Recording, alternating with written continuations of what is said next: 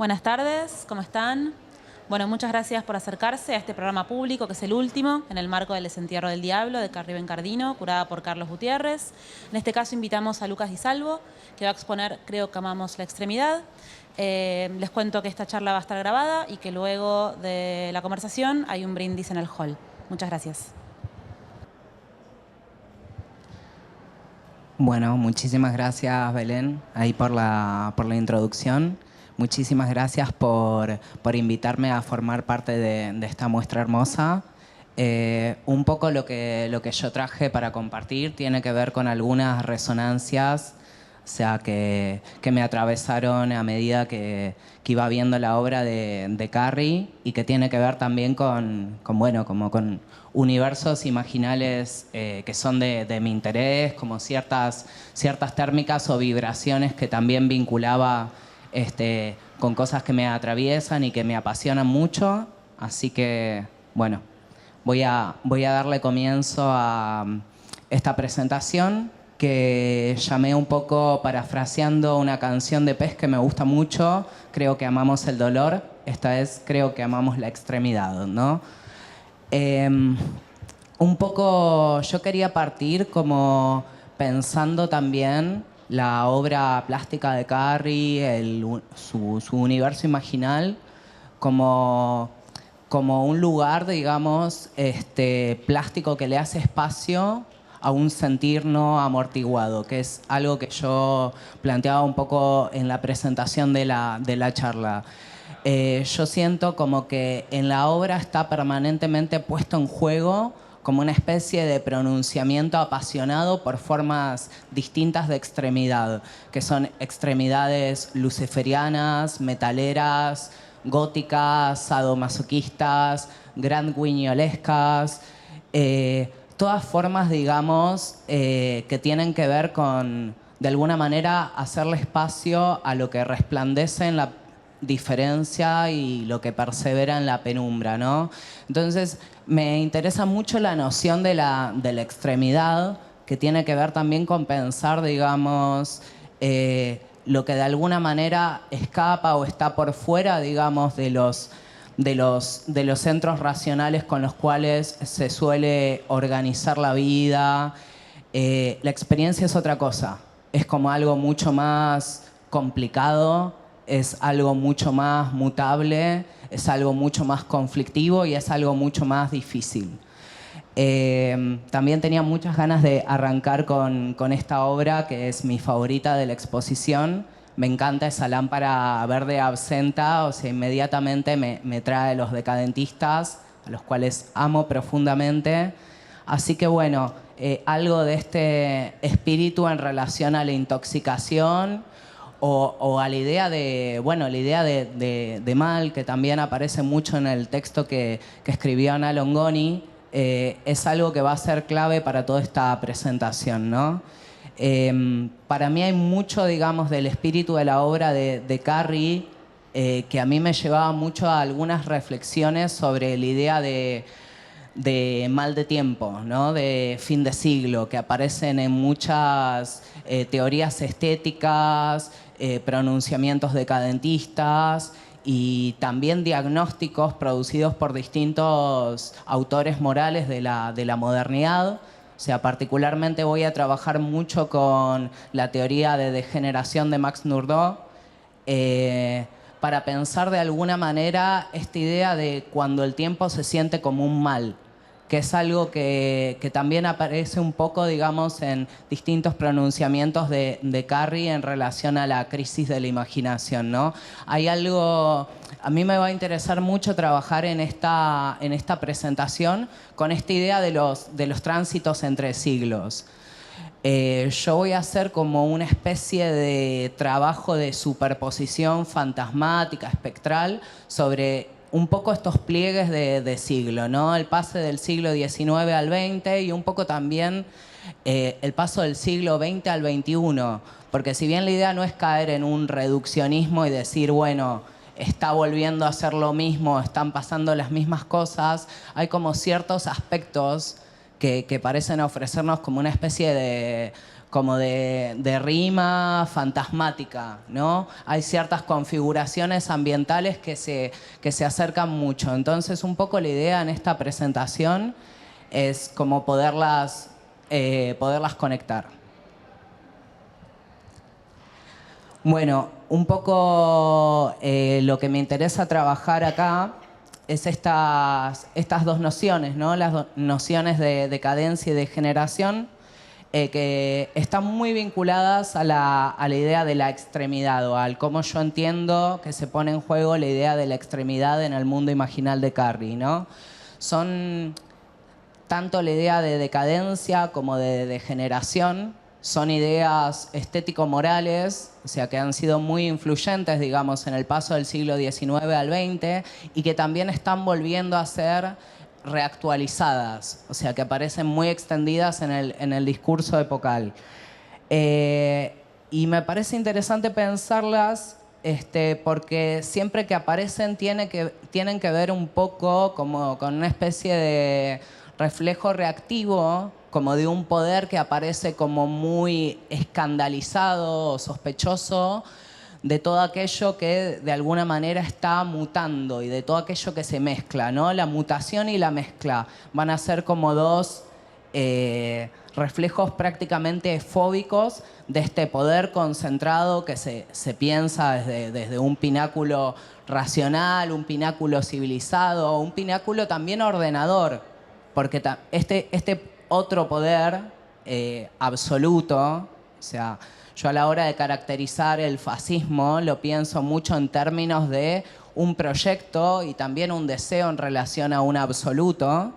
Entonces va a haber todo el tiempo como esta especie de estigmatización de aquello que se desfonda o se descentra, de aquello que permea, de aquello que atraviesa o de aquello que contamina. Un poco, digamos, tanto decadencia como degeneración son dos nociones, como decía antes, estéticas y morales, que se encuentran cargadas, digamos, de connotaciones biológicas y que aparecen en el siglo, a fines del siglo XIX, muy emparentadas con distintos debates que se estaban dando en la ciencia, tanto en las ciencias naturales como en las ciencias humanas, en relación a los cursos de la evolución y si había que condicionarlos artificialmente o no. O sea, cuáles eran las derivas del juego evolutivo y, digamos, qué proyectos ideológicos se ponían en juego detrás de las distintas ideas de evolución. O sea, hay una manera de conceptualizar la evolución que si pensamos en evolución, pensemos que es una teoría sobre los cambios y de cómo esos cambios se van de alguna manera dando a lo largo del tiempo y qué tipo de factores también inmateriales, factores que no vemos, factores que son generacionales o que son transgeneracionales, de qué manera intervienen esos factores en lo que se va materializando, ¿no? Entonces, básicamente a mí lo que me interesa explorar acá es cómo estas dos nociones aparecen en relación a este campo de disputa que se abre en torno a la imagen de lo evolutivo o del progreso evolutivo y de alguna manera cómo las nociones de decadencia y de generación implican como una especie de piedra de tope para lo que vendría a ser el programa de progreso indefinido de la civilización occidental. O sea, cuando hablamos de decadencia y de generación estamos pensando también en como una historia que ha llegado hacia su fin, el lugar a donde los imperios van a morir. O sea, aparece mucho la figura de la decadencia del Imperio Romano. O sea, que va a ser algo que se active como, o sea, continuamente. O sea, el fascismo va a echar mucha mano a todo el imaginario en relación a la Roma imperial y a aquello que generó la caída o la decadencia del Imperio Romano. También la idea nietzscheana del crepúsculo de los dioses, que también tiene mucho que ver, digamos, un poco con aquellos residuos pesadillescos que de alguna manera son estigmatizados por una sociedad que ha divinizado el principio de racionalidad y el principio de función, ¿no? Degenerado y decadente va a ser toda aquella forma de exceso y también toda aquella forma de acumulado excesivo que digamos, que se ha ido cultivando a la sombra de las grandes ciudades industriales y de los programas civilizatorios. Entonces, bueno, un poco lo que voy a hacer acá es como revisar ciertas térmicas que se ponen en juego en la obra de Carrie con algunas imágenes de ese cambio de tiempo, de ese fin de siglo.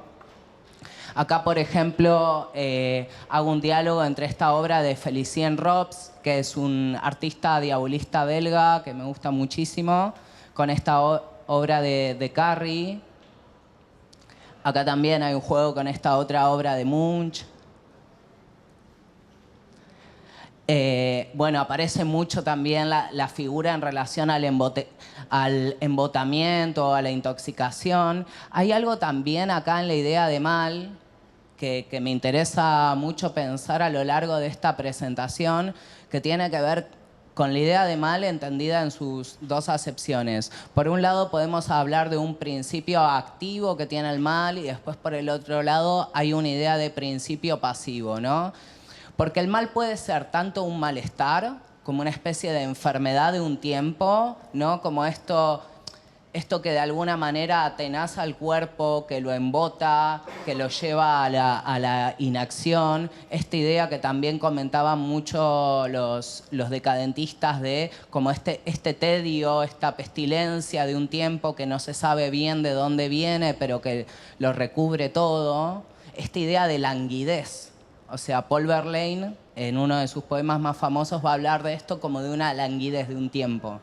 Pero después, por el otro lado, o sea, en paralelo a esta idea, digamos, como de malestar o de enfermedad, de este principio pasivo del mal, se puede hablar de un principio, si se quiere, activo, ¿no? De una maldad, de una malignidad. O sea, por un lado tenemos al cuerpo totalmente atenazado por esta condición enfermiza de un tiempo, pero después por el otro lado también tenemos que ver, también esta idea, digamos, de activa de mal tiene que ver con pensar la malignidad de un cuerpo que encuentra placer en transgredir, ¿no? Placer en poner en práctica un cierto principio de desobediencia. Yo tenía un PowerPoint con cierto orden, pero ahora veo que eso no va a funcionar, así que bueno, me voy a remitir a otras cosas, voy a ir adelantando algunas cosas, voy a ir saltando un poco de esto.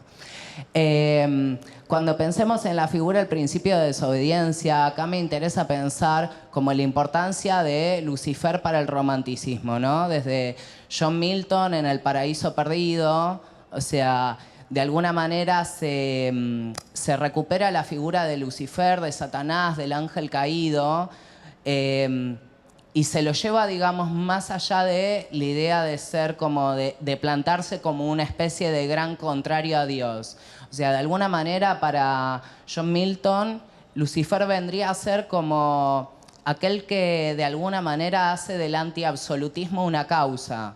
Tenemos que tener en cuenta que John Milton escribe El Paraíso Perdido en el siglo XVII, también como parte importante de una plataforma que fue profundamente antimonárquica. Entonces esa figura de Lucifer, que de alguna manera es expulsado por Dios, que cae al infierno, que organiza otras legiones de demonios, o sea, donde Lucifer aparece como replanteado a través de la figura del agitador político antimonárquico. Es una imagen que me interesa mucho para pensar esta otra idea del mal, ¿no? Esta idea de Lucifer, digamos, como un revolucionario, o sea, va a ser fundamental para un romanticismo que a mí me va a interesar pensar acá, que tiene que ver, es un romanticismo de la destitución y de la disolución. Digo, en contraposición con otro tipo de romanticismo que vamos a ver, que es el romanticismo del absoluto. Yo traigo acá, digamos, como la figura de Lucifer para pensar esto que tiene que ver con la alegría vital de la desobediencia. Traje acá un fragmentito que es una de las, digamos, de los momentos más emblemáticos del Paraíso Perdido de Milton, que es el momento en donde Lucifer cae del cielo, es expulsado por Dios del cielo. O sea, este Lucifer es un ángel caído que aparte detenta una condición que es profundamente humana, que es que siente celos. O sea, se siente despechado, es un ángel despechado porque Dios no lo ha elegido. Entonces también los románticos van a ver en Lucifer una figura profundamente humana. O sea, en el drama interior de ese demonio van a ver algo como profundamente humano.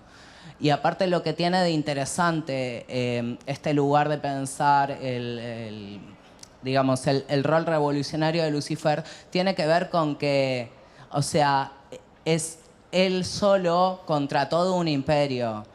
O sea, dando una guerra que sabe que va a perder, que puede perder porque no tiene las herramientas ni tiene el poderío que tiene Dios. Pero aún así, digamos, en esa idea de la rabia, en esa idea de ese resentimiento, o sea, es que él encuentra una razón de ser. Les voy a leer acá un fragmento del Paraíso Perdido, que es el momento en donde Lucifer es arrojado del cielo y se encuentra como reconociendo este nuevo lugar que él va a vivir, que es el infierno, ¿no? Dice el demonio: el espíritu lleva en sí mismo su propia morada y puede hacer en sí mismo un cielo del infierno o un infierno del cielo. ¿Qué importa el sitio donde yo resida si soy siempre el mismo y el que debo ser? Si lo soy todo, aunque menor que aquel a quien el rayo ha hecho más grande. Aquí por lo menos estaremos libres. El Todopoderoso no ha formado este sitio para envidiárnoslo y no querrá, por tanto, arrojarnos de él. Aquí podemos reinar con seguridad y, según mi parecer, reinar es digno de ambición, aunque sea en el infierno. Vale más reinar en el infierno que servir en el cielo. O que servir a las fuerzas del cielo. Bueno, William Blake, que nada, lo amo, en el matrimonio del cielo y el infierno, o sea, él plantea una idea en relación al mal que me parece muy, muy interesante como recuperar acá, que es pensar en lugar de esta idea maniquea, digamos, de las Sagradas Escrituras, como de esta guerra entre bien y el mal. Él dice que tanto bien como mal son dos expresiones necesarias para la experiencia humana. Y plantea algo que hasta incluso topológicamente me parece como muy interesante para pensar, que es esto de decir, pensar al bien como aquello que obedece a la razón, mientras que el mal es aquello que se desprende de la energía, ¿no? Y un poco lo que Blake dice es que el bien, en lugar de ser una fuerza de comando, o sea, como lo ha pensado, digamos, bueno, básicamente la lógica racional piensa siempre en eso, piensa siempre, bueno, la cabeza gobierna y el cuerpo hace. Lo que dice Blake es que el bien es más bien como el límite o la circunferencia de la energía, ¿no? Es aquello que de alguna manera le está dando forma a algo que si no, para él sería infinito, ¿no? Él define al mal como una especie de estado de placer infinito, que esto tiene mucho que ver con la idea de sublime que plantea el romanticismo, ¿no? Es como una especie de infinito totalmente desbordado. Y aparte es un infinito que está todo el tiempo como invitando a la proliferación y a la multiplicación. A diferencia del bien, que asume una lógica más bien concentracionaria, ¿no? Tiende más bien a estancarse, a quedarse quieto. De hecho, al bien lo podemos pensar como una especie más bien de límite o de compuerta represiva, que de a momentos es lo que termina modulando exteriormente, como la energía, que funciona más bien como un caos puro, ilimitado. Pero de alguna manera lo que Blake va a decir es que el mal es aquello que siempre está permanentemente traspasando el límite que le está poniendo el bien por delante, ¿no? Y un poco esta idea es algo que me va a interesar mucho para pensar acá la obra de Carrie, dado que ella también habla mucho de la figura del mal como un elemento fundamental tanto en su método de creación como en su mundo de obsesiones. Entonces, bueno, voy a seguir insistiendo con esta figura del mal como aquello que de alguna manera está traspasando permanentemente, está mutando, está proliferando. Hay después un poema de Crowley que se llama Himno a Lucifer, que también me gusta mucho. Esto ya más entrando en el siglo XX, en donde él dice: su cuerpo, radiante y rojo como el rubí, de noble pasión y alma solar, Lucifer, surca colosalmente el amanecer, inclinado y presuroso sobre el perímetro imbécil del Edén. Bendijo a cada no entidad con una maldición y especió con dolor el alma tediosa del sentido. Respiró vida sobre el universo estéril. Con amor y sabiduría expulsó a la inocencia. La clave de la alegría está en la desobediencia. En esta idea de la desobediencia encontramos vitalidad, y es algo que me va a interesar contraponer con la fórmula, o sea, el eterno lamento, el eterno llamado a la moderación, ¿no? O sea, se le da mucha fama, mucha mala fama, digamos, a la figura de la extremidad, ¿no? Se habla mucho en estos tiempos, ¿no?, en relación a la radicalización, se habla de la radicalización como una especie de efecto indeseable para la política, pero también tiene que ver justamente con un reflejo muy formulado desde los centros racionales desde los cuales se piensa la política. Como que pareciera ser que en tiempos de incertidumbre, en donde hablar de lo radical es como una especie de insulto, como decir, bueno, es ir demasiado lejos, y en una época en donde permanentemente abundan los llamados a la moderación, a habitar la ancha avenida del medio, en donde de alguna manera todo el tiempo, bueno, acá en la imagen de votar al tipo normal, no votes a estos degenerados, volvemos a encontrar de vuelta un uso en relación a la degeneración y a la norma que me interesa como poner en discusión acá.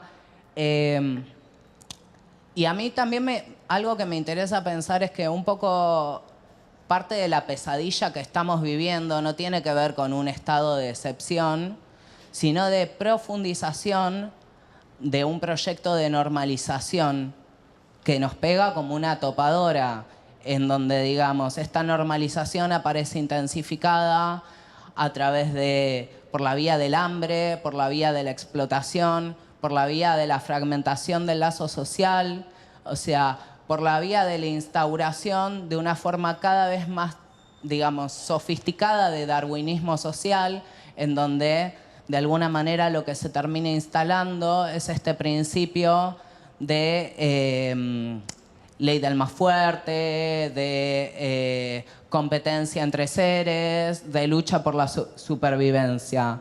Entonces, todo esto me interesa ponerlo en discusión acá, y también plantear que un poco este reflejo a querer controlar siempre lo que sale de la imagen, o cuáles pueden llegar a ser las derivas posibles de la imagen, esta idea de plantear como una especie de sistema de control imperial sobre el sentido de las cosas, es también, en cierto modo, parte del problema. Bueno, esta imagen un poco la traigo a cuento para hablar del problema de no saber leer las contradicciones de un tiempo. O sea, hay un texto que a mí me gusta muchísimo, que es Psicología de masas del fascismo, de Wilhelm Reich, en donde él plantea como una hipótesis que es muy interesante. Es un texto que él escribe en el 33, o sea, lo escribe en el exilio, y hace, o sea, hace como una reflexión retrospectiva para pensar qué pasó, o sea, por qué en un momento en donde, aparte en Alemania en ese momento, el Partido Comunista, o sea, tenía, digamos, estaba sólidamente constituido como una opción política, o sea, tenía muchísima presencia en términos legislativos, o sea, había verdaderamente una posibilidad de que había, digamos, como una modernidad alternativa embrionaria ahí, pero bueno, o sea, el decantamiento fue otro. Entonces Wilhelm Reich escribe ese libro un poco para pensar en retrospectiva qué pasó y también, de alguna manera, algo que les plantea, digamos, a sus compañeros comunistas que, digamos, abogaban por lecturas más mecanicistas sobre el asunto, le decía, el problema de ustedes es que no tienen en cuenta el alma, que negáis el alma. El problema de ustedes es que negáis el alma. Y Reich va a decir, no se trata de explicar por qué el hambriento roba o por qué el explotado se declara en huelga, sino por qué la mayoría de los hambrientos no roba y por qué la mayoría de los explotados no va a la huelga, ¿no? Entonces lo que Reich va a pensar es que hay como una especie de disociación, de estado de disociación, ¿no? Y a diferencia de como lo plantea digamos, el marxismo más ortodoxo, esto de decir que siempre las condiciones materiales terminan de alguna manera como decantándose en algún tipo de posicionamiento ideológico, de conciencia revolucionaria. A Reich lo que le interesa pensar es por qué una clase trabajadora profundamente pauperizada, como la de Alemania en ese tiempo, o sea, termina de alguna manera decantándose por una opción absolutamente contraria a sus intereses de clase, ¿no? Y Reich va a hablar de, justamente, en lugar de decir que la base material estaba determinando la ideología, él va a hablar de una especie de retorno de la ideología sobre la base material, ¿no? Y en ese retorno de la ideología sobre la base material, él va a pasar a tener en cuenta un montón de factores que tienen que ver con la irracionalidad, que tienen que ver con justamente esto de pensar el inconsciente como un frente abierto, tiene que ver con pensar los mecanismos de sublimación, a dónde se fue la libido de masas en ese entonces. Y hay muchas, o sea, es un texto que verdaderamente está muy bueno volver a revisar porque tiene como una actualidad impactante. Para mí hay algo de la época que también se ha pronunciado de alguna manera cercano a la idea de lo extremo y que está bueno verlo y percibirlo en nuestro cotidiano. O sea, yo lo siento mucho de manera casi paradigmática en esta cuestión de por qué el negro, de la presencia que tiene el negro en la estética, digamos, de las personas en el día a día. O sea, por qué esta decantación también por cierto carácter mórbido, por cierta cuestión siniestra, por cierto ánimo demacrado. O sea, hay algo acá un poco como una especie de síntoma de un tiempo. Y también acá esto me interesa mucho para pensar la idea de la imagen en relación al momento histórico, porque las imágenes pueden pensarse también como síntomas en las cuales el tiempo que estamos viviendo se expresa inconscientemente. Hay una frase de Walter Benjamin en el París de Baudelaire, en donde él también, bueno, se detiene mucho en la figura mórbida de Baudelaire. Y él dice algo así como, el aburrimiento es la pantalla en la cual se expresa liberado el inconsciente de un tiempo. Que eso también está muy bueno para pensarlo hoy en día. Más allá de que, digamos, hoy en día estemos habitando tiempos tan agitados que en los que prácticamente, digamos, no llegamos ni siquiera a la experiencia del aburrimiento, que eso también está bueno preguntárnoslo. Pero digo, hay algo en el inconsciente colectivo que está contactando fuertemente con esta idea de lo extremo. Sigo con... unas cositas más. Bueno, acá es donde me interesa abrir así digamos, el diálogo, la conexión con muchos de los discursos, digamos, de fin del siglo XIX en relación a pensar como un montón de formas de modernismo artístico bajo la figura de decadencia o de generación, ¿no? Porque en todos estos diagnósticos de época sobre el arte decadente o el arte degenerado, se juega mucho esta figura como de un tiempo que está como llegando a un fin, que está llegando a un borde, de una civilización que está llegando a un tope, y está la pregunta con qué hacemos con esto, qué hacemos con estos bordes corroídos de la sociedad, digamos, civilizada. También está como la responsabilidad moral de saber cómo se maneja esto, si esto hay que cortarlo para que no se expanda o si esto va a caer por su propio peso. Yo voy a trabajar mucho con las teorías sobre degeneración de Max Nurdo, que es un texto que también recomiendo mucho como tener cerca para leer un montón de discursos de época. Pero bueno, voy a ir también un poco a esta idea de cómo la noción de degeneración aparece mucho como una derivación, digamos, de las teorías biológicas que pensaron los movimientos evolutivos. O sea, aparece muy fuerte en las teorías de Morel en relación a la cuestión de la locura, de si se trataba de una herencia o si se trataba de algo adquirido. También acá en relación al mal hay como dos posibilidades de verlo, de pensarlo, ¿no? ¿Es el mal una cuestión con la que se nace o es algo que se adquiere? ¿Tiene que ver con una influencia contraída? ¿Tiene que ver con una herencia? Hay en juego como un montón de estas discusiones, siempre en los pasos de siglo, ¿no? Y acá hay digamos, una definición en relación a lo degenerado que me interesa mucho tenerla en cuenta, que es esta idea de que lo degenerado define una planta o un animal que ha cambiado tanto que ya no pertenece a su especie, ¿no? Esta idea de aquello que ha mutado tanto que directamente se vuelve irreconocible, absolutamente excomulgado de cualquier forma de categoría, de reconocimiento social. También la figura de lo degenerado habla de una marca, de un estigma. De hecho, o sea, las derechas, cuando hablan de degeneración, tienen en cuenta tanto la idea de un mundo que ha cambiado, así como también la idea de un mundo que ya no puede sostenerse de la forma en la que estaba, ¿no? Que son todas cosas que vamos a ver y que están muy, muy presentes hoy en día.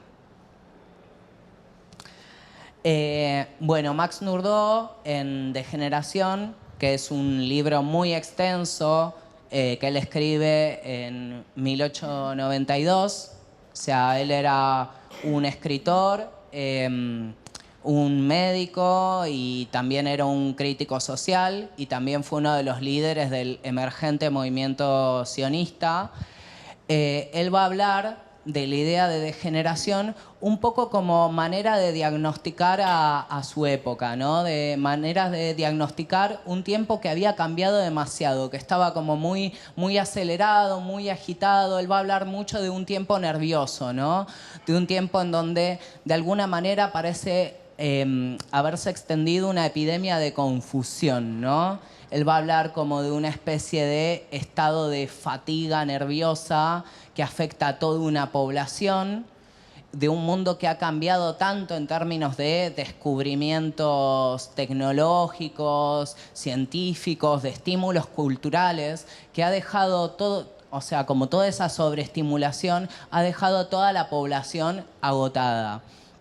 Y quienes de alguna manera pasan a expresar esa idea de mal de un tiempo van a ser los artistas. O sea, él se dedica a pensar como distintos modernismos en términos de diagnósticos clínicos. Él hace como una serie de diagnósticos clínicos en relación a pensar la obra de distintos poetas o de distintos artistas que tienen que ver con el simbolismo, con el decadentismo, con el diabolismo. Y él va a hablar mucho de la figura esta de el artista como el artista degenerado como una especie de mistificador, el artista degenerado como una especie de ladrón del tiempo que busca llamar la atención permanentemente en tiempos en donde la atención está totalmente fragmentada. Él va a hablar de cómo gran parte del mal de los sujetos de la época tiene que ver con que la atención es demasiado dispersa. Entonces él va a hablar de este reinado de artistas contemporáneos que son como muy prolíficos, que son como muy inestables. Va a hablar del degenerado como un ser circular. Él usa estos términos: circular, ciclotímico, como un ser que alberga como varias contradicciones dentro de sí mismo, que pasa todo el tiempo entre estados extremos. Y va a hablar de cómo toda esta proliferación, digamos, de estéticas, de alguna manera, lo que han hecho es como enfermar un tiempo, ¿no? Él va a hablar de un tiempo que avanza hacia atrás, de un tiempo enfermo. Va a hablar de cómo esta noción de fin de siglo, de alguna manera, está como expresando como una cierta impotencia, ¿no? Una cierta impotencia, y él va a distinguir mucho esta figura, ¿no? La figura como del hombre de bien, laborioso, del hombre esforzado en el día a día, y por el otro lado va a hablar del artista degenerado como alguien que básicamente está perdiendo el tiempo en creaciones que no tienen otro objeto que el que sea llamar la atención, crear un culto de sí mismo, regodearse hasta incluso en distintas formas del mal. Él le va a dedicar como una gran atención a pensar justamente la obra de Baudelaire y de otros decadentistas. Él no va a entender justamente esta cuestión de este regodeo en lo mórbido, en lo que muere, que va a ser muy, muy común para el decadentismo. Hay un poema de Verlaine que les adelantaba acá, que se llama Languidez, que me gusta mucho también como una especie de puerta de entrada para pensar esta idea, ¿no? Del mal de época, ¿no? Del mal del tiempo, de cómo un tiempo puede llegar a ser somatizado como una especie de tedio indiferenciado que no se sabe de dónde viene, ¿no? Lo voy a leer acá porque me parece que contiene como distintas figuras que podemos usar como para seguir pensando, ¿no? Este conflicto que se da entre lo degenerado con la idea del imperio y la época dorada del imperio, ¿no? Dice Verlaine: yo soy el imperio al final de la decadencia, que mira pasar a los grandes bárbaros blancos componiendo acrósticos indolentes en un estilo de oro donde la languidez del sol danza. Sola, el alma se marca en un denso hastío. Allí abajo, se dice, hay combates sangrientos. Y nada poder, débil con deseos tan lentos, y no querer florecer un poco esta existencia. Y no querer, ay, y no poder morir un poco. Ah, todo está bebido, todo está comido, nada más que decir. Solo queda un poema algo bobo que tiramos al fuego. Solo queda un esclavo algo juerguista que os abandona. Solo queda un tedio de donde no se sabe dónde. ¿Qué os aflige?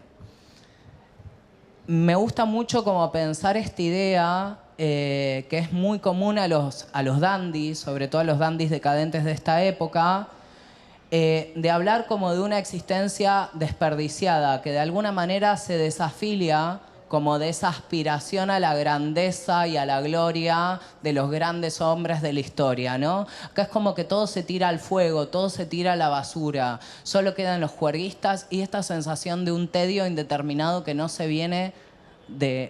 sabe de dónde viene, ¿no? Y que apesta.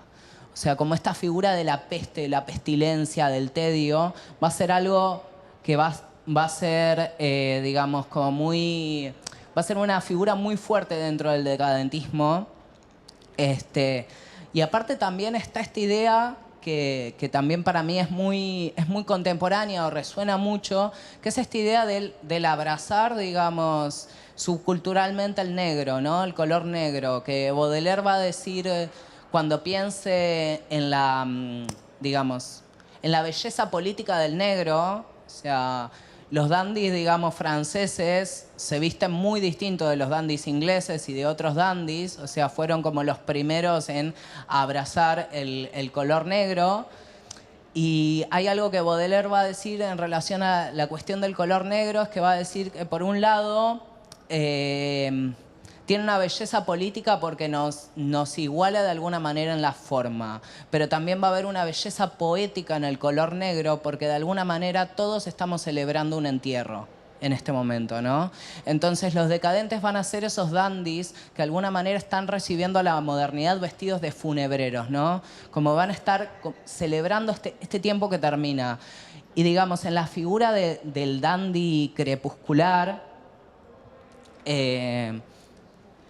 aparece mucho esta idea, ¿no? De sentirse como una pieza anacrónica de un tiempo perdido, de sentirse un ser totalmente díscolo, a contrapelo como del propio tiempo, de sentir que también el dandy va a tener esto de ser como el último de su especie y de abrazar de alguna manera con una especie de dignidad majestuosa su propia extinción.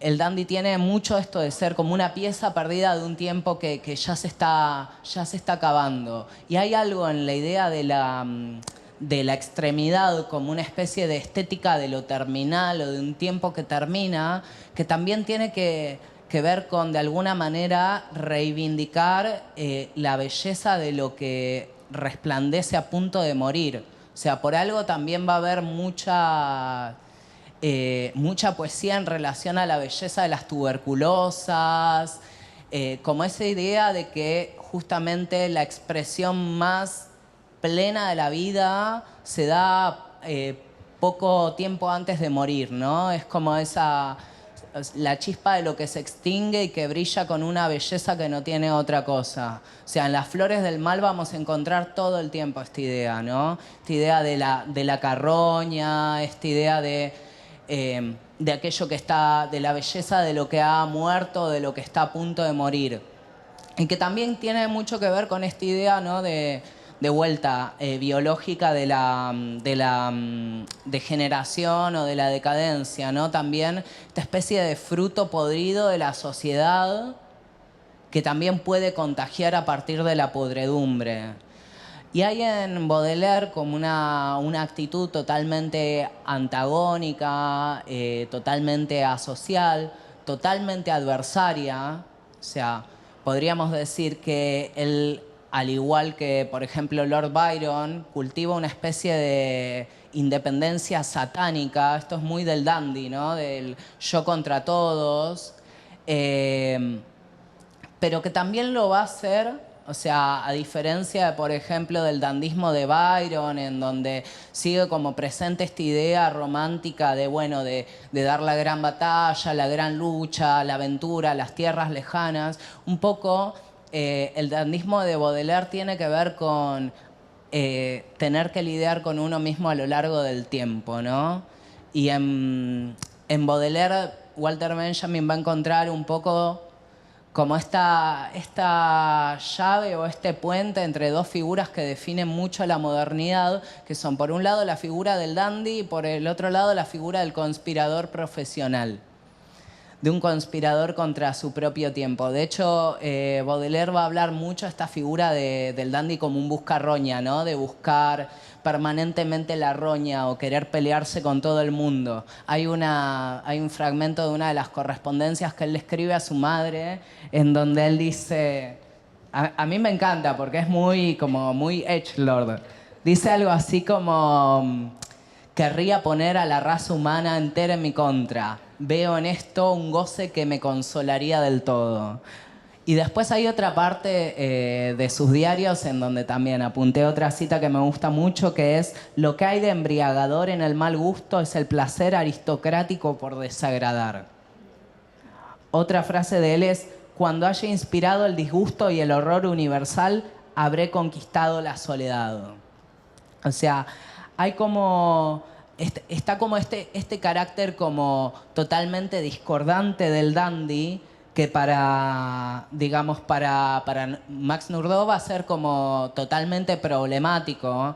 De hecho, él va a considerar, o sea, como tremendo que los decadentes, o sea, de hecho el término decadente surge como una injuria que es apropiada, digamos, por toda una subcultura estética de poetas. Entonces, Nordó va a considerar que esta apropiación de este término tan injurioso es en sí mismo, es un acto totalmente perverso, como sucede con tantas apropiaciones de la injuria.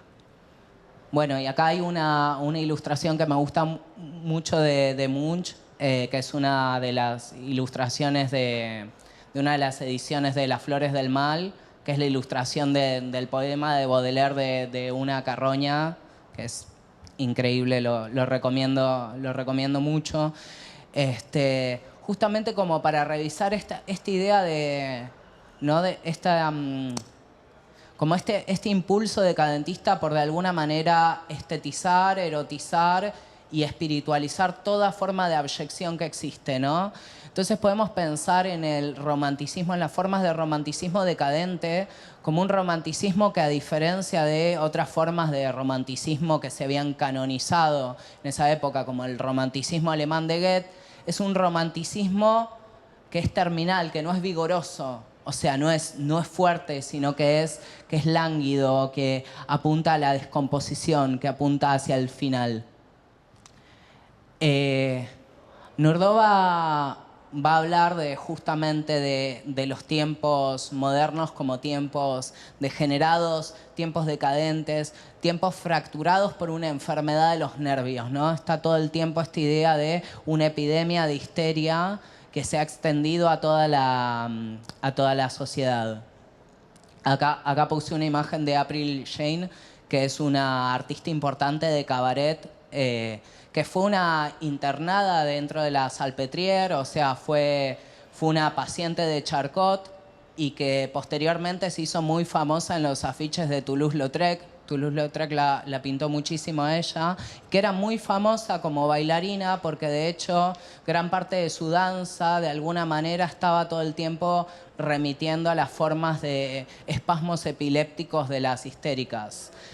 Va a haber mucho de esto también, lo vamos a encontrar ya más centrados en el siglo XX, cuando pensemos el periodo de entreguerras y la figura como del trauma nervioso originado por la guerra y todo el desbalance. De hecho, se va a empezar a hablar mucho, posteriormente a la Primera Guerra Mundial, de toda una epidemia de histeria masculina, ¿no? Y se va a hablar mucho del padecimiento de los soldados que han vuelto de la guerra, de todo ese ejército de jetarrotas, les decían, ¿no? De ese ejército de traumatizados por la guerra. Y hay una película alemana de Robert Reiner que trabaja todo este tema, como de justamente esta sensación del sujeto que habita su tiempo con los nervios totalmente sacudidos, que se llama Nerven, que también dialoga bastante con esto, ¿no? De vuelta, la imagen, ¿no? del tiempo fracturado, del tiempo nervioso. Y frente a esta idea de la degeneración, o sea, siempre que se generan como este tipo de diagnósticos morales en relación a un tiempo degenerado o en relación a formas de degeneración, o sea, paralelamente hay también proyectos en relación a la regeneración, ¿no? Así como, digamos, el cambio del siglo XIX al XX vio todo tipo de diagnósticos morales en relación a esta idea de la enfermedad de un tiempo, también van a aparecer como proyectos que van a buscar reeducar al sujeto de alguna manera o prepararlo para un tiempo mejor, ¿no? Como esta idea de alguna manera retornar a un tiempo más simple, ¿no? Porque el tiempo moderno es un tiempo complicado, es un tiempo enfermo. O sea, si pensamos en la enfermedad como una especie de condición que de alguna manera está complicando todo permanentemente las cosas. De hecho, Nordó, cuando hable de los artistas o de los poetas, va a hablar de por qué se complican tanto con la proliferación de lo extraño, ¿no? Va a hablar de una estética que ha sido como complicada, fragmentada, que es promiscua. Entonces, digamos, a la vuelta de la esquina de todo esto o sea, van a estar, o sea, en paralelo como estos proyectos de regeneración, ¿no? Esta regeneración tiene que ver, o sea, en muchos casos con la vuelta a una especie de orden mítico primordial. O sea, que es algo que pasa mucho en los cambios de siglo. También lo podemos pensar en el pasaje del siglo XX al siglo XXI. Desde el I2K en adelante hay un montón de narrativas que tienen que ver con esto, ¿no? Con algo que, o sea, lo encontramos, por ejemplo, en los movimientos mileniaristas, distintas formas en las que se ha pensado la figura del hombre nuevo, que es un término que, o sea, ha sido pensado tanto desde la izquierda como desde la derecha, ¿no? Y que tiene que ver también con proponer soluciones simples frente a tiempos complicados, ¿no? Crece mucho como esta idea de que se le puede dar frente a un momento en donde prácticamente todo es irreconocible y el orden social ha cambiado tanto, siempre está como esta tentación de alguna manera como de retornar a tiempos más básicos, ¿no? De alguna manera de recomponer la unidad social perdida a través de una tradición misteriosa que se halla en la sangre. Bueno, acá tengo una imagen de Fidus, que era un artista teosófico de Alemania, que después se termina pasando al nazismo, en donde habla un poco de todo eso. O sea, como que en este cambio de siglo empiezan a aparecer mucho lo que los alemanes llaman como movimiento de Lebensreform, ¿no? De reforma de la vida. O sea, aparecen muchos discursos sociales en relación al vegetarianismo, en relación a los estilos de vida, aparece muy fuertemente la cuestión del fisicoculturismo, ¿no? Del naturismo, de la vuelta a lo más puro, a lo más simple. También se da en paralelo con los discursos en relación a la higiene social, a la reforma sexual, distintas teorías también sobre la ciencia racial que aparecen en ese momento, distintas sectas financieras que aparecen en la época, y todo tiene que ver con la premisa de alguna manera como de darle un cierto... una cierta fórmula de orden al sujeto que se ve perdido entre tanto cambio. De hecho, Max Nurdo, 5 años después de escribir este libro de Generación, en donde está diagnosticando el mal de época en términos estéticos, él va a escribir un discurso y lo va a presentar en el segundo Congreso Sionista, que es un alegato hablando del judío muscular, ¿no? De recuperar esta figura. Él dice, para hacerle frente al discurso antisemita que estaba tan en boga en Europa en ese tiempo, él habla mucho de alguna manera, de volver como a las bases gloriosas como del judaísmo, en donde el judío era un guerrero que se podía reconocer en la tradición de los macabeos y de Bar Kokhba, que son como figuras así como guerreristas, profundamente masculinas, y también muy ligados a la promesa de constituir una gran nación.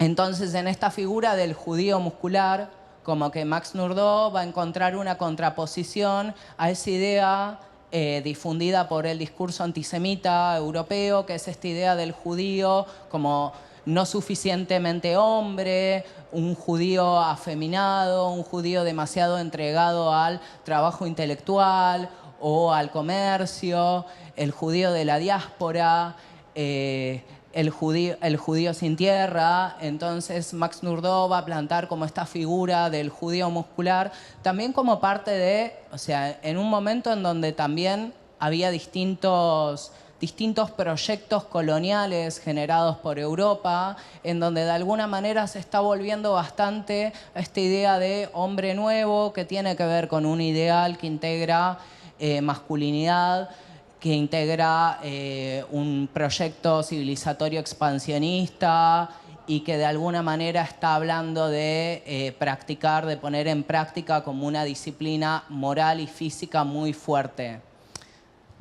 Todo esto para pensar que siempre que se habla de generación está la contrapartida de, o sea, cuáles son los otros proyectos de regeneración que se están poniendo en juego. Y que apela mucho a esta idea, ¿no? Del absoluto, del retorno a la idea de la unidad ya constituida, de la que se afirma a través de la fuerza.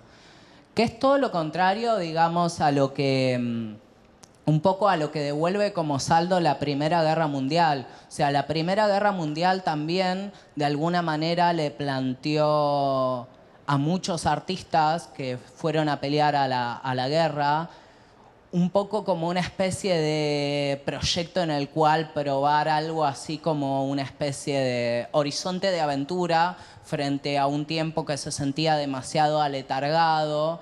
Y muchos de esos artistas vuelven como profundamente traumatizados de la guerra. De hecho, acá tengo como dos imágenes que quería compartir. Una es un dibujo de Otto Dix, en donde vemos a un soldado, o sea, caminando por la calle en Bruselas y que está rodeado de prostitutas, ¿no? Esta idea que aparece mucho en el arte de entreguerras de ese momento, como esa vinculación entre, por un lado, la idea del poder militar y el tema del cabaret o del puticlub, algo que para, digamos, los nazis va a ser parte como del estigma humillante que el arte de vanguardia está perpetrando sobre el ideal nacionalista de ellos.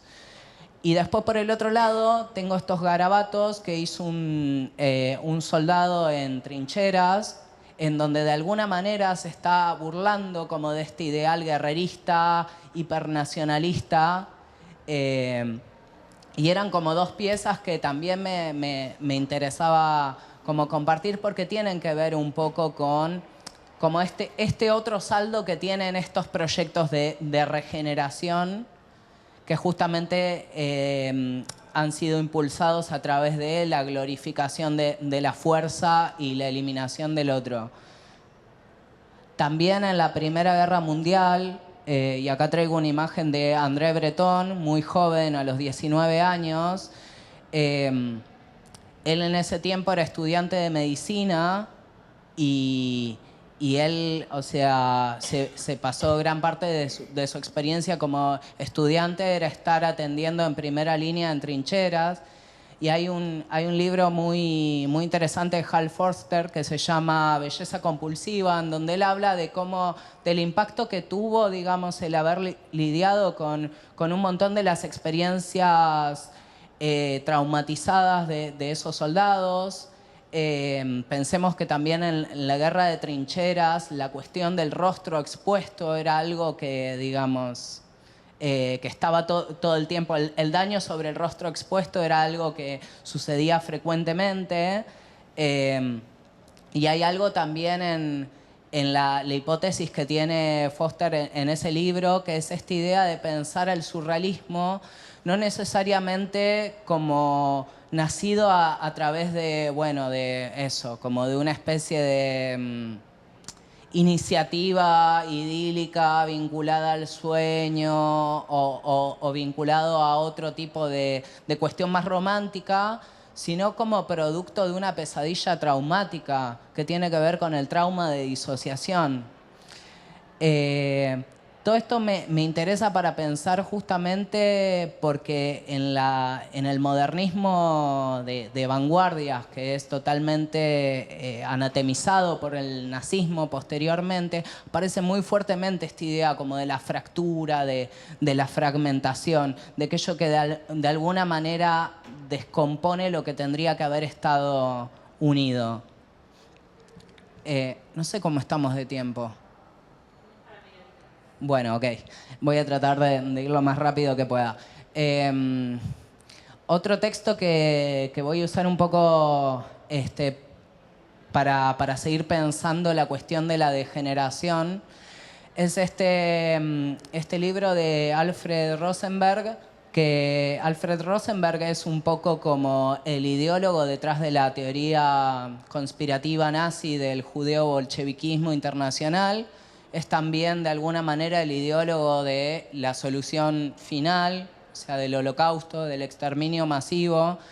Y él se consideraba, así como muchos nazis, más que como un político, como un artista. O sea, él tenía una formación estética. Él escribe en el 28 un libro que se llama El mito del siglo XX, en donde él se dedica a analizar un montón, digamos, de los modernismos artísticos de su tiempo, y lo hace pensando en esta idea de la degeneración, ¿no? Y cuando él está pensando en la idea de la degeneración, él dice que es un apartamiento de los absolutos, ¿no? De los absolutos que habían constituido a la comunidad orgánica. O sea, él a lo largo de este libro va a elaborar como una especie de teoría racial de las imágenes y de la historia del arte, en donde él va a hablar como de, bueno, justamente cuál es el arte verdaderamente alemán versus en una época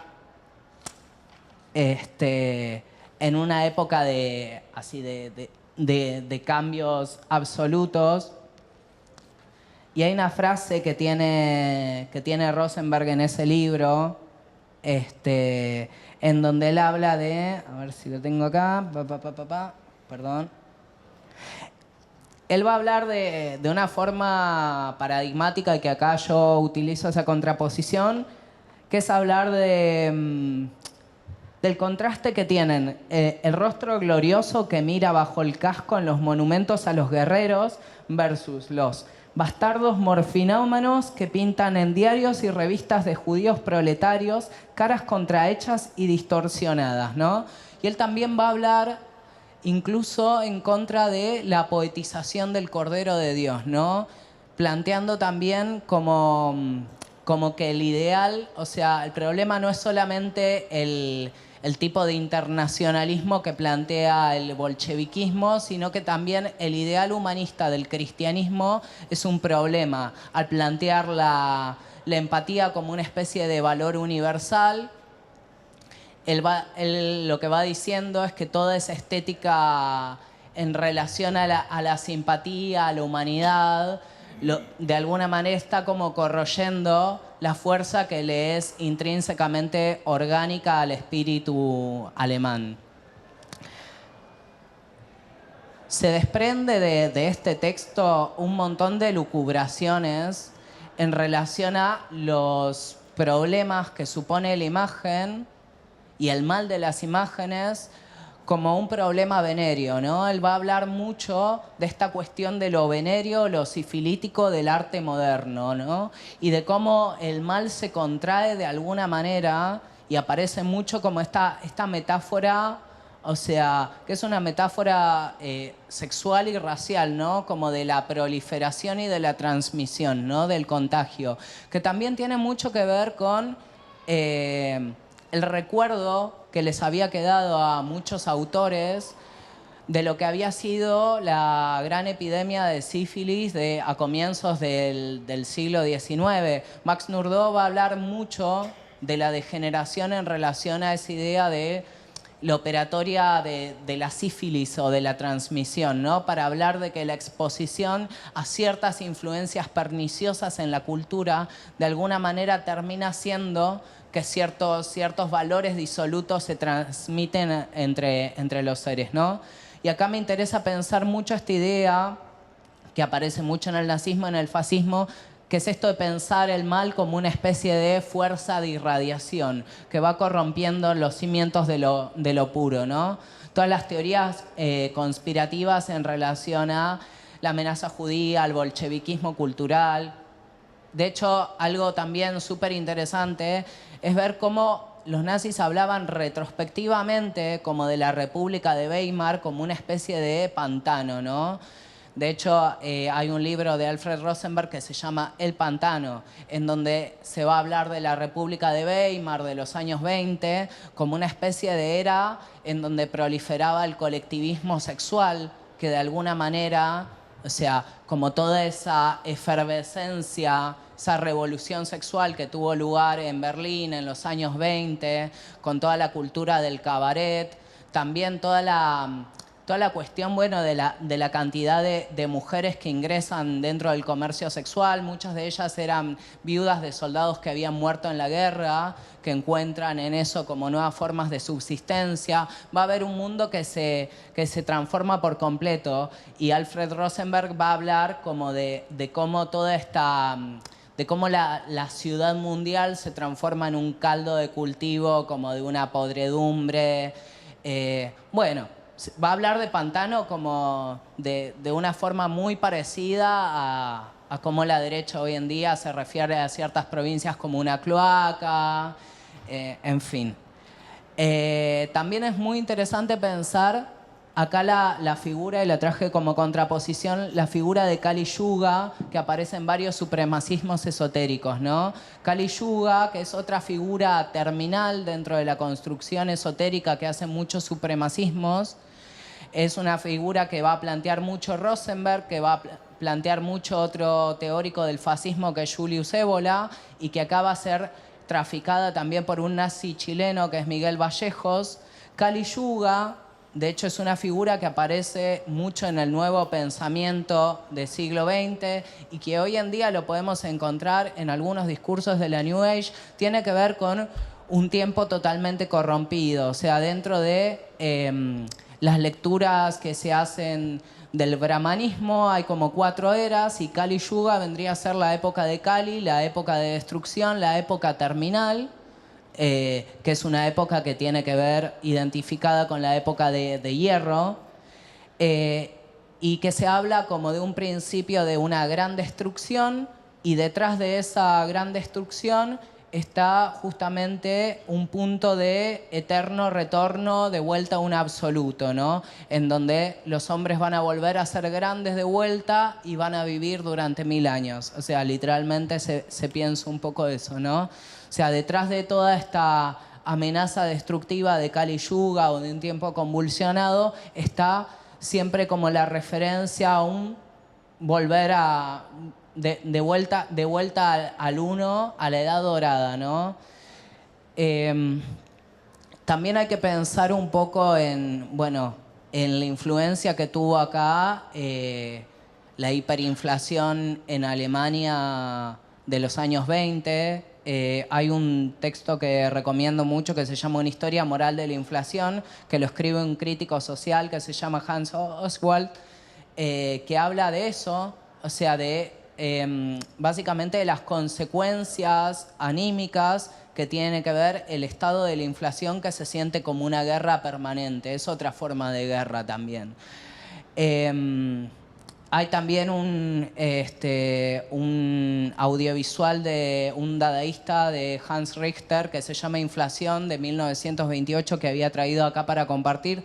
Si hay algo de tiempo o no, bueno, veo si lo paso, y si no, les recomiendo que lo busquen mucho.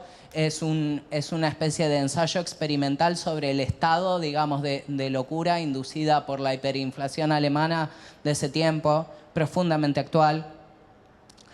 Voy a tratar de ir lo más rápido que pueda.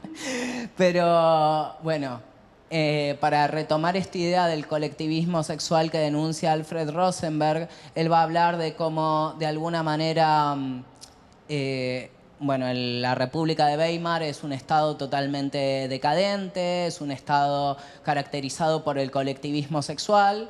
Él va a hablar de un mundo degenerado que tiene como 2 figuras que son básicamente como muy sintomatológicas, que son la figura de la mujer emancipada y el hombre femenino, ¿no? Y él va a hablar del estado de la República de Weimar como un estado femenino, un estado asistencialista, un estado que de alguna manera está amparando a un montón de sujetos parasitarios. Entonces lo que dice Rosenberg es: el Estado tiene que volver a masculinizarse, el Estado tiene que volver a ser fuerte.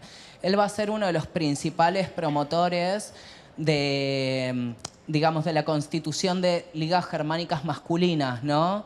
Que son un poco, que vuelven un poco a esta idea que tiene que ver con esta falopa romana que tenían los nazis de las guardias pretorianas, ¿no? De los ejércitos organizados en torno al emperador. Y que era un lugar en donde de alguna manera se buscaba recomponer espiritualmente como una cierta disciplina, ¿no? Un cierto lugar de disciplina o de dirección. Rosenberg también es muy, así muy virulento en el mito del siglo XX contra algo que él denomina como este estado proliferado de tairismo. Las hetairas digamos, en la antigua Grecia eran las prostitutas sacerdotisas, ¿no?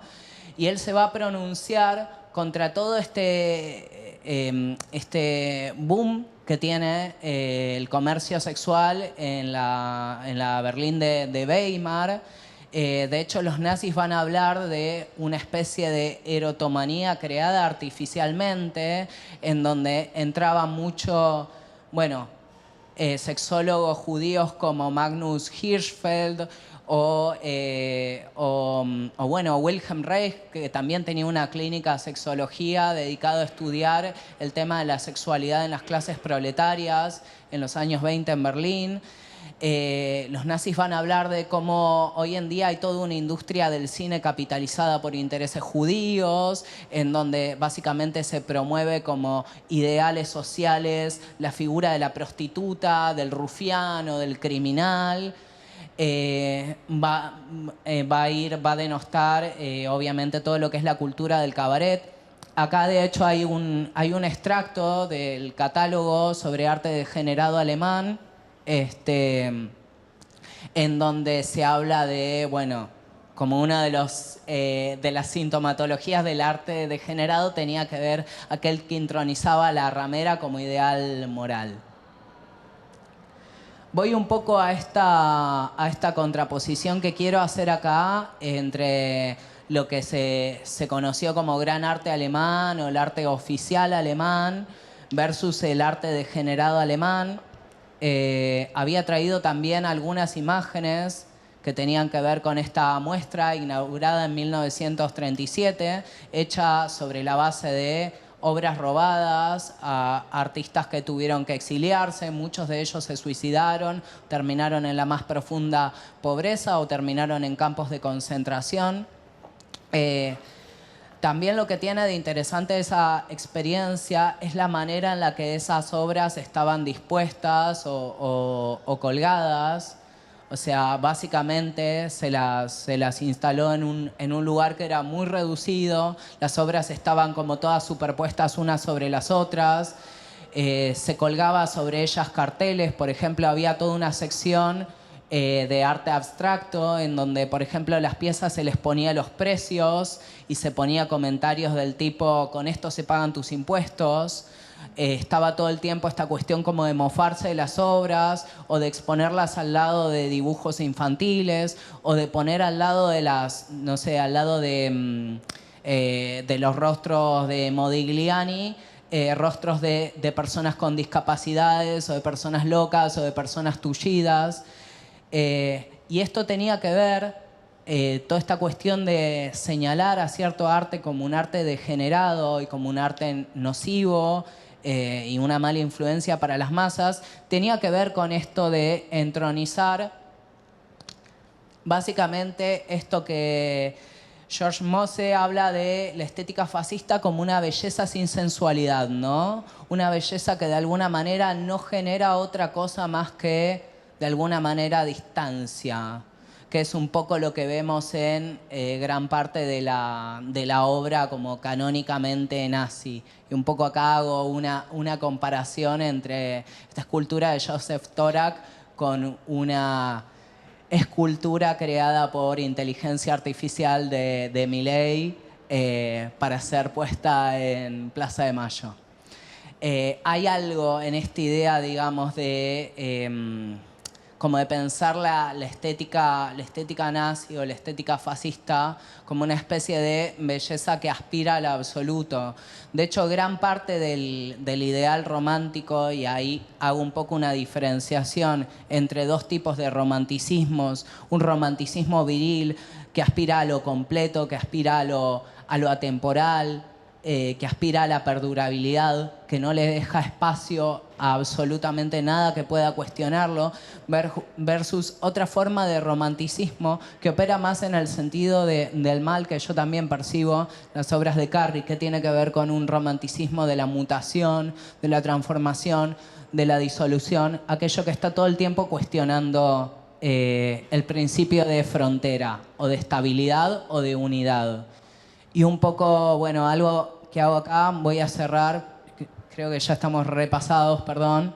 Bueno, un poco esto tiene que ver como para seguir pensando como que cuáles son las lógicas que hacen a la imagen total del fascismo, ¿no? La aspiración a la unidad, a la jerarquía, a la conformidad. Hago acá una contraposición entre lo que eran los rallies nazis versus este spot promocional de Bolsonaro, ¿no? Acá parece muy fuerte toda esta idea de la apuesta hacia, de alguna manera, una molaridad atemporal, el retorno a los valores absolutos. Parte de esto también vuelve a aparecer un poco en las formas en las que en la dictadura argentina se pensaba la idea de la subversión, ¿no? Que la subversión tenía que ver con una especie de malignidad atribuida a la imagen. O sea, una imagen que de alguna manera operaba, o sea, en la dictadura se va a hablar de cómo la subversión o la imagen subversiva representa el principal método de la agresión marxista internacional por cuanto posibilita el cambio de estructuras a bajo costo. O sea, la influencia es imaginal, la forma de transmisión de este cuestionamiento al orden establecido es a través de las imágenes.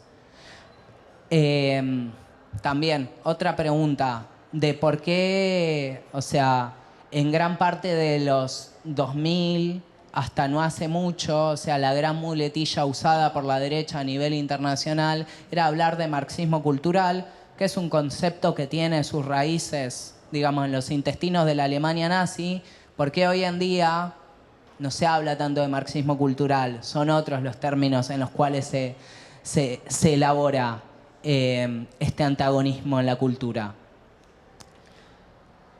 Hoy en día también hay muchas cosas para seguir pensando con las formas en las que la derecha habla de el fantasma de la ideología de género y el problema de las imágenes como formas de contagio social, justamente de una ideología degenerada, de algo que desarma los órdenes familiares establecidos, etcétera, etcétera.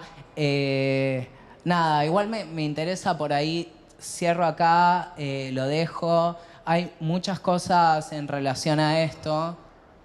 Quiero tirar también algo en relación a, así medio lo último de lo que se viene hablando hoy en día mucho, que es esta idea de pensar que las personas trans promovemos el contagio social, promovemos formas de falsa conciencia o de disociación en los jóvenes y niños, que de alguna manera nuestras imágenes lo que hacen es influenciarlos negativamente y generar como toda una nueva generación de jóvenes autodiagnosticados que se creen trans.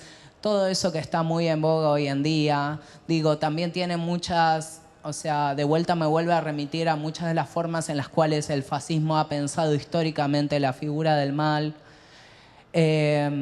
Y bueno, en tiempos en donde se habla tanto de la figura de la libertad y en donde la libertad se ha constituido como una especie de absoluto, como una propiedad de las cosas, también es interesante pensar, y de vuelta vuelvo a Lucifer como figura revolucionaria, en la liberación, ¿no? En el potencial de la liberación. Y la liberación siempre implica algún tipo de ruptura, de desgarro, de discontinuidad con aquello que ha sido impuesto a través de la fuerza. Y bueno, y un poco mi frase de cierre es, o sea, ¿qué es la libertad sin la liberación, no? Que ahí en la idea de la liberación también late un poco esta idea del mal activo que pensaba Blake, ¿no? En la alegría de la desobediencia. O sea, que creo que es tan importante en tiempos en donde todo es un llamado a guardar la compostura, a guardarse. Así que bueno, nada, eso.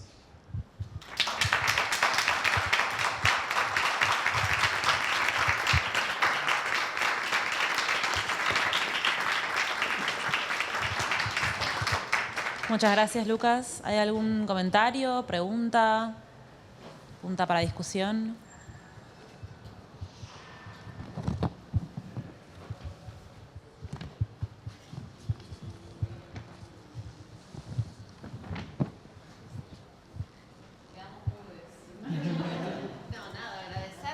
Perdón, te acerco a esto, así como se está grabando.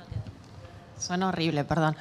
Agradecer, súper interesante la charla y súper amplio el tema, ¿no? Es como que de cada partecita vamos sacando, pero muy bueno, muchas gracias.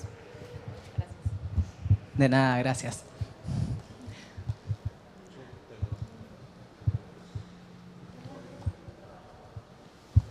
Hola.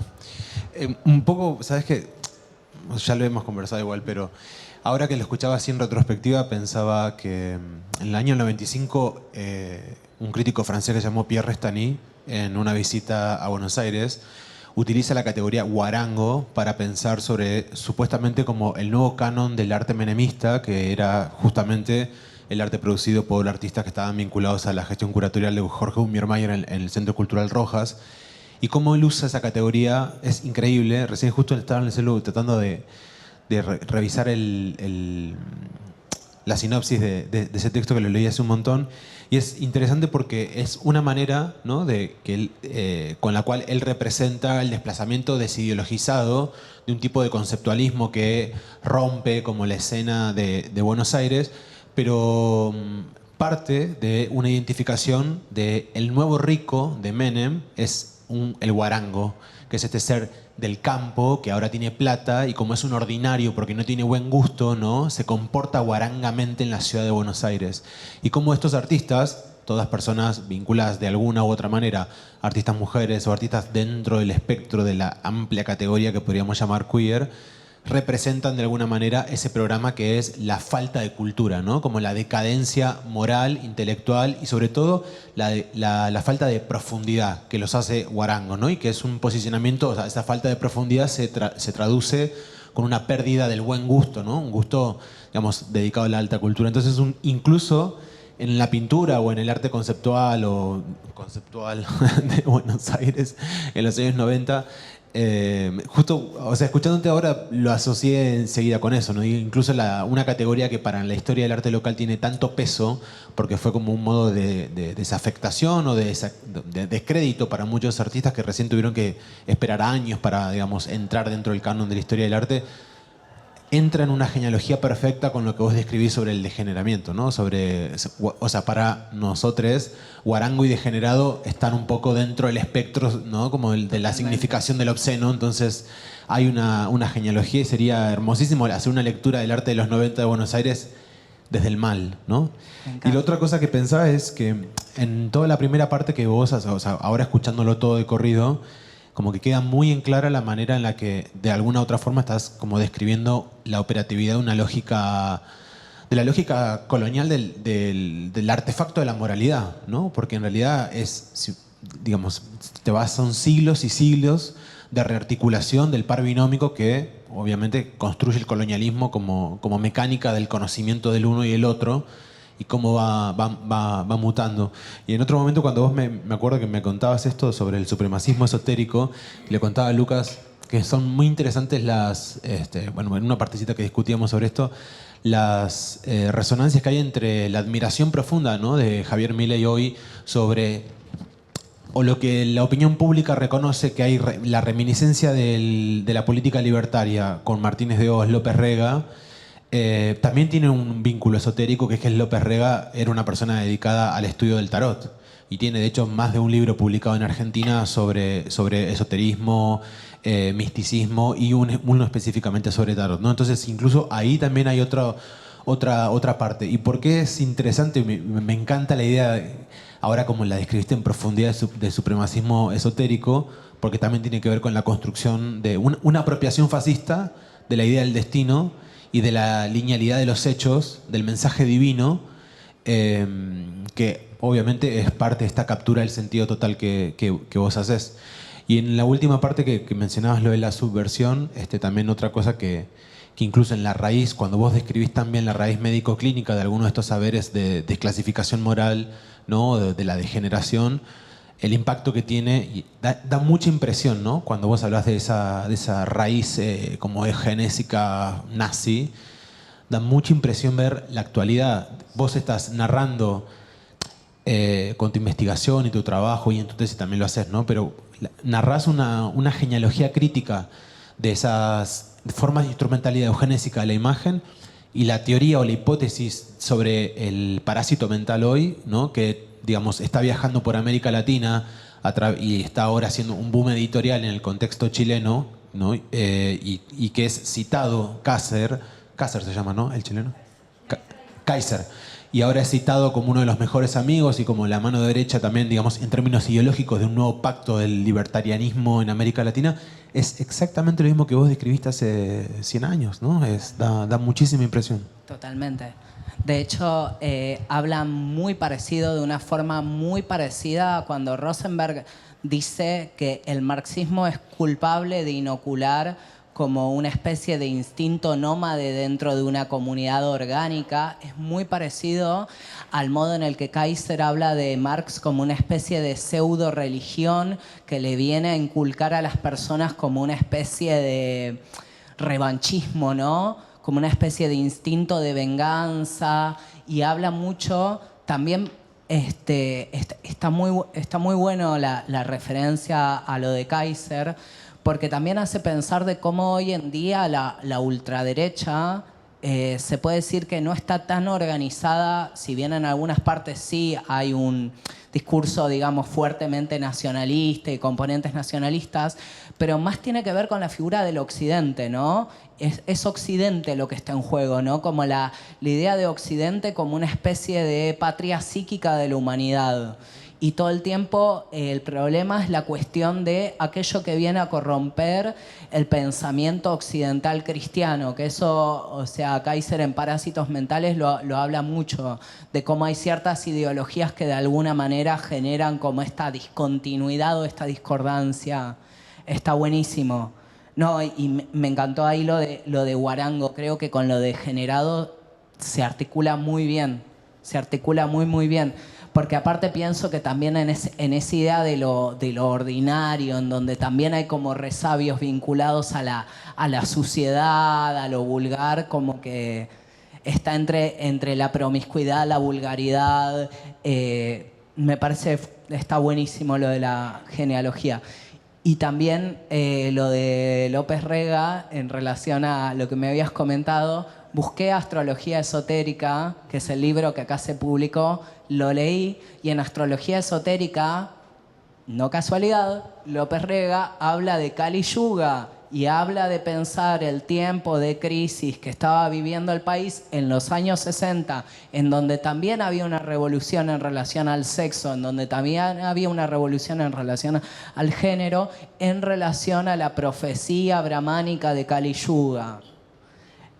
Así que nada, sí, es súper interesante para recuperar ahí esa genealogía.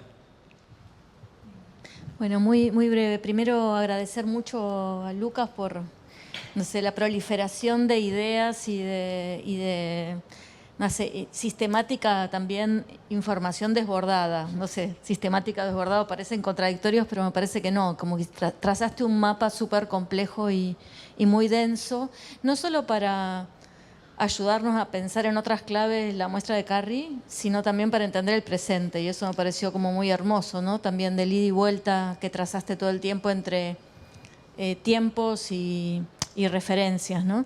Y en ese sentido, primero retomo un poco lo del arte huarango, porque pensando en lo que vos decías de la politicidad del negro, ¿no? Como un color asociado a lo decadente, pensaba en cómo el arte huarango también se relacionó con lo rosa, ¿no?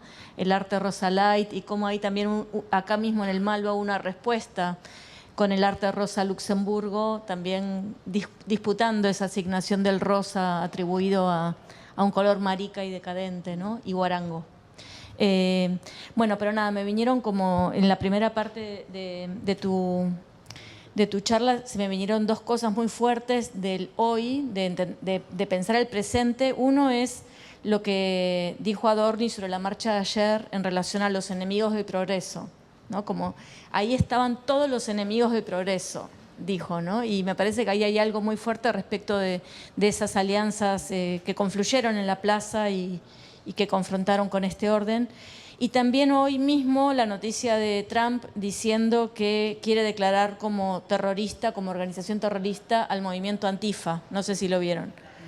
Que es un movimiento recontra digamos, inorgánico, disperso y heterogéneo, ¿no? Es simplemente una asignación bastante movimentista, ¿no?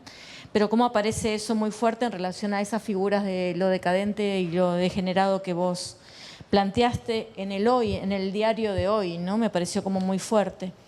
Y por último, también pensando en esta idea del conspirador profesional, cuando hablabas de Baudelaire y eso, pensé que ayer con Carrie estuvimos pegando con nuestro engrudo y papelitos con dibujos que ella viene haciendo en lo que llamamos la brigada vandálica, ¿no? Y pensé también en el término de lo vandálico, ahí como otro término que podría asociarse a esa constelación de conceptos que trajiste que me parecieron muy preciosos, ¿no? Para también asociarlo con el hacer de Carrie. Sí, totalmente. No, pensaba también en que no había escuchado lo de Adorni, o sea, como tremendo. No, este tiempo es como tremendo. Pero pensaba mucho también, hay una frase de Max Nurdo que me había olvidado de compartir, que él habla en un momento cómo él asocia la marcha al progreso, y ahí me acordé con lo que decía del progreso, con una especie de extensión, expansión de la conciencia y contracción del inconsciente, ¿no? O sea, en donde tiene que estar de alguna manera fortalecida la voluntad y limitados los instintos, incrementada la responsabilidad y de alguna manera reducido el egoísmo, ¿no? Pero en esa idea de la expansión de la conciencia, la reducción del inconsciente, la marcha del progreso, no sé, me acordé de esto. Y también para pensar, nada, que recién se me ocurrió, mucho con esta idea de lo degenerado como una especie de categoría que define una especie que ha cambiado tanto que no se le reconoce la forma. Cuando gente como experta habla de hoy en día, uno se puede autopercibir planta, uno se puede autopercibir helicóptero, también hay como resonancias de esa fantasía de la derecha y en los modos en los que la derecha piensa el término autopercepción como una especie de delirio o de disociación que se introduce en los jóvenes a través de las imágenes. También hay mucho de esto. No, gracias ahí por los aportes. No sé si alguien quiere comentar algo más. A mí me gustaría también agradecer, la charla, me pareció muy interesante, sobre todo porque ponen los contextos así un poco también, más que los cursos o las genealogías de las ideologías, también como en los periodos de entre siglos están ocurriendo ciertos movimientos semejantes, pero más me interesaba también agradecerte por ver cómo replicaba tu charla en las pinturas que nos rodean, ¿no? O sea, en eso que me permitía reinterpretar un poco las formas que nos presentaba Carrie acá, me gustó mucho. Gracias. Pero veo un poco, digamos, ese espíritu, digamos, reflejado en este trabajo tuyo por reinterpretar las formas, reanimarlas, transformarlas. Me gustó, gracias. Gracias. Bueno, les invitamos a tomar una cerveza arriba y a continuar la conversación. Gracias por venir. Una última cosa que voy a decir sobre lo del tema de los pliegues de siglos. Creo que a veces no se termina de tomar la dimensión de que todavía estamos en un cambio de siglo. Entonces, de lo que implica, por más que nos parezca que, 2025, o sea, pasó un montón de tiempo, seguimos de alguna manera en un cambio de siglo en donde toda esta lucha entre proyectos sobre degeneración, regeneración, está más viva que nunca. Entonces, nada, también la importancia de volver a la historia de esos entresiglos me parece que es a veces como muy esclarecedora, digamos, como para pensar este tiempo que estamos viviendo. Así que bueno, nada, eso.